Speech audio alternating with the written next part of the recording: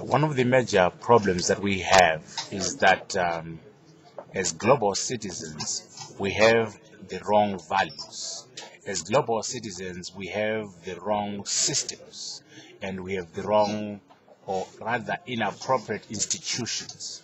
And hence, our core business and our agenda for the next 10 years should be about rethinking our values, should be about redesigning our systems, should be about rebuilding our institutions.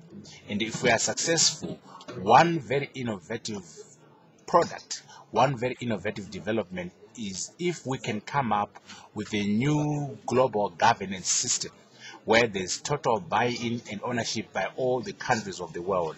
And this new global governance system cannot be business as usual. It means we need to rethink, redesign, and rebuild the United Nations. We need to rethink, redesign, and rebuild the IMF, the World Bank type institutions. In fact, we need to do away with those institutions and craft new ones.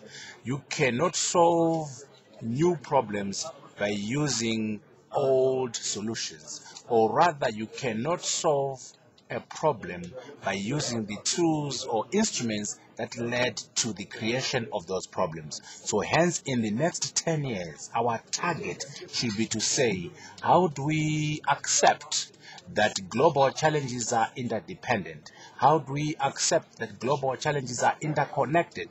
And nations today are more interdependent than independent. How do we come up with a position that says you can't resolve the challenges of climate change in America or Europe without addressing them in Africa? You can't address HIV and AIDS, poverty in Africa without making sure there is involvement and participation by all global players. In other words, all global challenges must be addressed in a global manner, meaning global solutions for global problems.